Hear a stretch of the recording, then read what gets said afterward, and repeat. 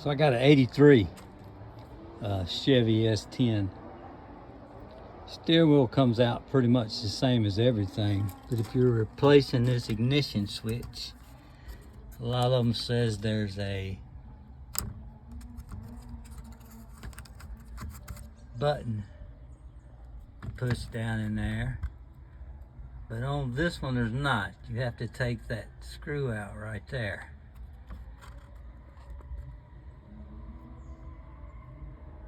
When you get that out, the cylinder will come out because it goes in that slot right there. Just a FYI for somebody that doesn't know. It's an 83 S10.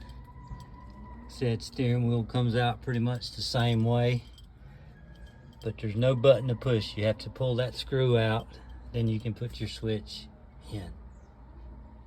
Just FYI.